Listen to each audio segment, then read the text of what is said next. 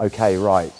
Who is this, Charlie? Introduce this fella and your hopes for him for Royal Ascot. Yeah, this is a horse we inherited from France called Ancient Rome. Last year he won at Glorious Goodwood and then went on to America to Kentucky Downs, where he won a very valuable race there. It was $1 million race with also an extra $1 million with a Kentucky bred bonus. So that was a nice result, and he's a horse that's by Warfront. He unfortunately had an injury during the winter months, so he's had a long break, but we've brought him back, and hopefully he'll come back and run in the Wolferton next week for his first start of the season. And so when this horse arrived at your yard from Andre Farms, what were your first impressions? Well, he's got some very good form. I think he was third in the French Guineas as a 3-year-old, obviously, and he'd been running in some of the top races, so and running well. So I was very fortunate to inherit him, and he's a horse that's going to obviously improve as he gets older. Like you said, he won a very valuable Grade 3 in America. That's not an easy race to win. He then ran with plenty of credit in a pretty high-class pre-dollar on his last start, didn't he? Now Absolutely. He comes into a listed race. Royal Ascot's very competitive. But it is, yeah. Would this be a winnable grade for him, wouldn't it? It would be a winnable grade, but being his first start of the season, I do expect him to improve for the run, but it's an ideal starting point, really. And hopefully we'll try and aim for probably go back to America again for the same race, and who knows, he might get to Cetate at the end of the season. You never know. That would be great if we could see him then. Yeah. Just to let the guys know, what would his ideal ground conditions be and trip, or is he versatile in both of those senses? I think he's got some form on most surfaces. If any rain comes leading up to Ascot, it won't do him any harm, but he's proven on any going, really. And give us a score of his chances out of 10 for Ascot, you think? I would say 6, really. But Okay. you never know. Could be higher. Cool.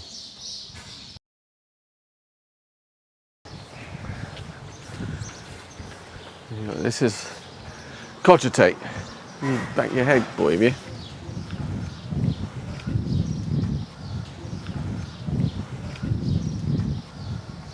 Okay.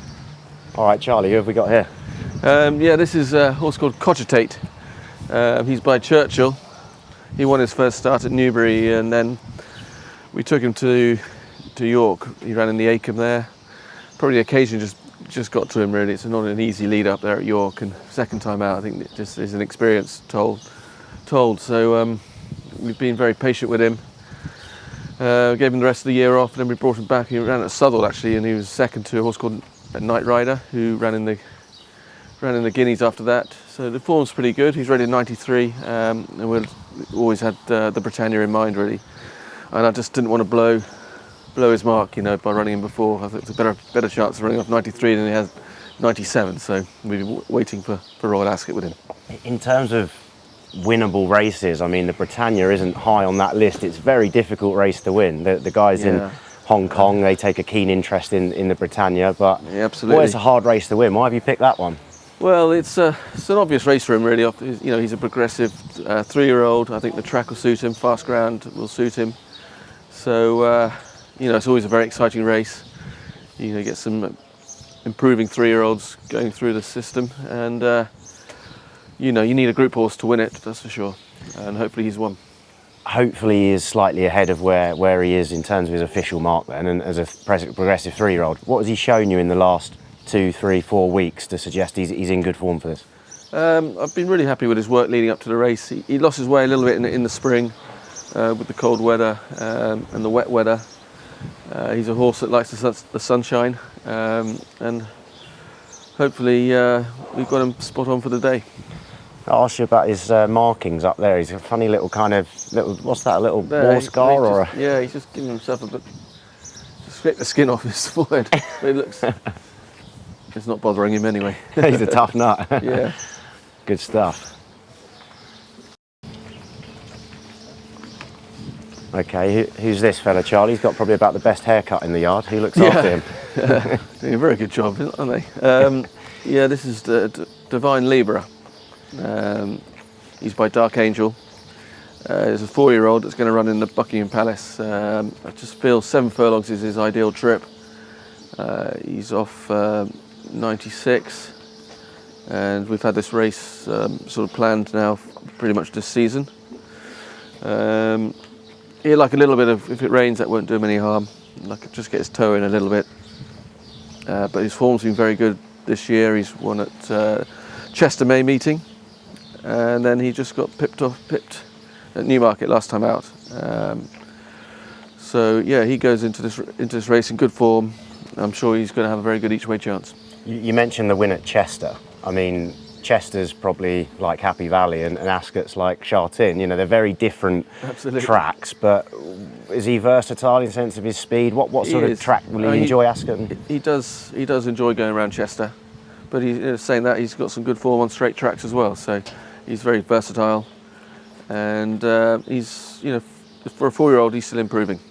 And on your kind of Ascot team sheet, how high up the pecking order would he be, do you think? I'd say he'd be well up there, yeah. You know, look, big handicaps like that, you know, you need a bit of luck, you need good draws, you need a bit of pace around you, so we need all that to go our way, but, you know, everything does go his way, he's going to be bang there, I'm sure. Okay, Divine Libra. Yeah, boy. Right, we've just seen one potential runner in the Group 1 King Charles III. Here's another one, isn't it? Yeah, this is a quality, and he's always been a very good sprinter, but he's just taken a while to get to where he's got to. He just kept doing a few things wrong in his early days, but he really came good last year. He was 3rd in a Group 1 at the Curragh, and he won a Group 3. And if you know, these sprints just need things to go right, like we say, and he's got the ability to go close, I'm sure, if everything goes right.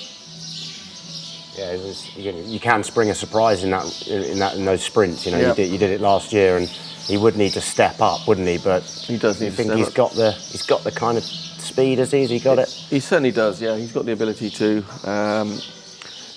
If any rain comes, it's only going to help him, and track should suit him well. At the moment, Jamie Spencer's booked to ride him. And he's looking very well. He had a bad draw, unfortunately, his last start at Haydock, just drawn a bit out of it. And yeah, he's there with a good each way chance, I think. That'd be your assessment, would it? Like, you know, don't write him off. You can't write him off. No, definitely not. He could run a big race.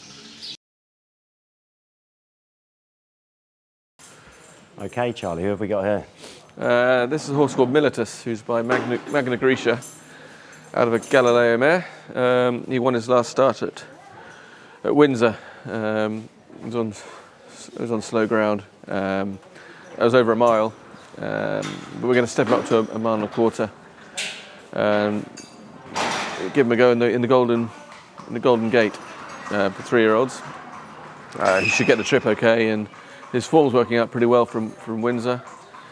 And look, he's got to step up, but you see his lovely big scopy horse, got a nice temperament, and we'll see what the competition's like. But he's a nice progressive 3-year-old.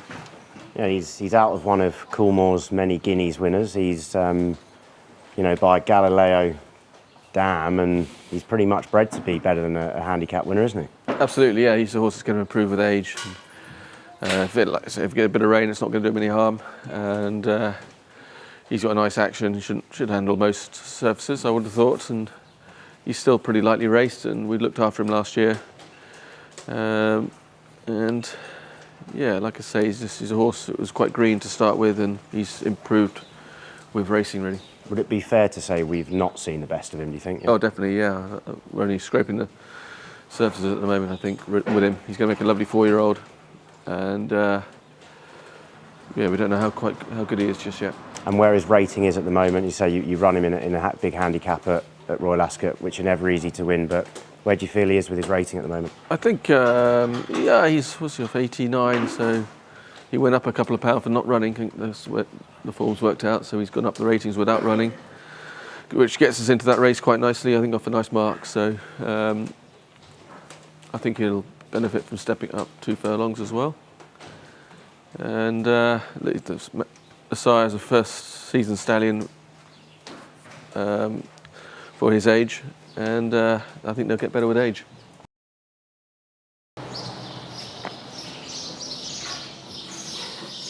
Right, I believe, Charlie, this is sort of one of the higher rated ones, isn't it, in this barn at the moment? He's quite a classy horse. Who's this? This is Mubahi, that came to us end of last year. He had some very good form. Victory Hay and Dr. Hay bought him, and he's won a Group 2 last time out in the Greenlands, beating 2 Group 1 horses. Doing so, and I think he's improving. You know, he's got the stiff 6 furlongs very well at the Curragh. So the plan is to run him in the Jubilee. We've actually still got him in the King Charles III as well. So I think we're going to have discussions with the jockey and the racing manager tomorrow morning to see exactly where we go. There is still a chance he could run in both the races. We'll see what the weather does over the weekend. But he's certainly got the form to be very competitive in both races, and as I say, he's got a fantastic temperament for a sprinter. Very laid back, very fast, and very exciting, really. Yeah, I mean, you've had some top sprinters go through your hands and associated with Ascot as well. You know, you really have had the best of the best there. And what is it that takes a good sprinter, or what is it that he has that's similar to those? Is it just that raw speed, or is it the attitude? I think they've got the mind. The mindset's got to be there. He's got a great turn of foot as well. He's an electric turn of foot, and I don't think we got to the bottom of him yet. You know, he's like I say, he's very laid back at everything he does, and we haven't seen the best of him.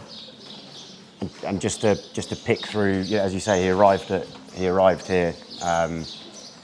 What did you first impressions of him when he came to the yard? First impressions was, look, obviously he had some very good form. He came to us off a winning run. He won a listed race at Chester, and you know, he's fitted into our system very well. What might be further down the line for him after Ascot? Well, you know, I think you got the July Cup, and there's a chance hopefully he could go abroad over the winter. We'll try and pick our way, really. Okay. Well, look, you're going to be taking on Group 1 competition, but like we've asked before, where would he rank on your team sheet for Ascot? He's got to be well up there. You know, he's second, third favourite for the Group 1 on Saturday, so it'd be nice to win that again. And ground conditions, just to touch on that, you know, good ground's fine. I think any ground, really. Yeah, he's got form on any type of ground. I think ideally probably a little bit of give in the ground, but I don't think he'll mind it too firm. Okay. Mubahi.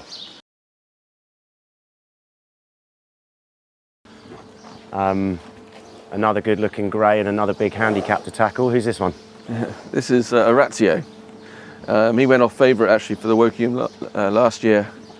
He didn't get the best of draws, and he ran a good race. He finished 6th in it, but he was drawn right on the stand side, which wasn't great. If the rain does come, it's going to only play in his favour, but I'm sure he's a group horse, and he's off 100 now at the moment, and whenever he runs he's nearly one of the favourites, but nothing's gone right for him the last few times. But I think he can certainly win a race like the Wokingham off the mark he's on. William Buick's going to ride him, and look, like I say, it's a bit like Divine Libra, you know, with a good draw and everything goes his way, he's going to have a very good chance of winning. You said that things might need to go right for him, or everything needs to go his way. Yeah. What are those things? What would the ideal race pan out like for him, do you think? I think if he's drawn in the middle with a nice drop of rain in the morning and, you know, a bit of luck in running, he wants to be sort of held up a little bit, come with a late run. And he's won at Ascot before, so, you know, with the right conditions, the track suits him. And those form students will say, you know, I think it was Doncaster, wasn't it? Ran okay, but then didn't really back that up. If you're picking through the form, how would you assess it? He tripped up coming out the stalls at Newmarket last time, fell on his head, and it was game over right from the start. So we can put a line through that. You know, the time before when he ran at Doncaster, you know, he's beaten by 2 horses, rated 108. You know, so he's only been a length by them. So that puts him right there, I think. Is he a bit of a personal favourite? Well, if he wins on Saturday, he will be. Yeah, Charlie, just a quick one, really. I know that in the most immediate kind of recent years, you haven't had a runner out at the big meeting at Chartin, but you have had some experience there before. Is it a place that you always have on your diary in case there's one that suits? Of course, you can't not ignore it. That's for sure. It'd be lovely to try and get out there this year. I think we've got a nice bunch of horses. Hopefully, if they get through this English season, we can aim to hopefully go over there in December. It'd be lovely. I haven't been there for a few years. I think COVID didn't really help us, and I just haven't really had the horse, the last couple of years to get us there. And as we were talking back earlier, that you've had a couple go there. Redwood, you mentioned, didn't you? When you've been over there, the experience of Chartin, the track, and how have you enjoyed it? Fantastic, yeah. Second to none. The facilities are fantastic, and I went over there actually a couple of years ago. I went to the Hong Kong Derby actually a couple of years ago. Enjoyed that occasion. Like I say, the facilities are fantastic. It's amazing how everyone, the crowds that turn up. It's fantastic, electric atmosphere. And I suppose one thing as well is you often train good sprinters. Now, Hong Kong often trains good sprinters, yeah. So you've probably got to have a really, really good sprinter to go to Hong Kong with a chance in those sprint races, haven't you? It's a real top-notch division over there. Absolutely, and those high-class sprinters are used to going around Chartin, whereas we barely go around a bend in our sprints over here, so it's a big ask for them. I had a very good horse once called Batash, and he was champion I think 3 times in Europe. Unfortunately, he could never. I'd have loved to have taken him over there, just to see if he could cope with those turns. But unfortunately, it wasn't to be.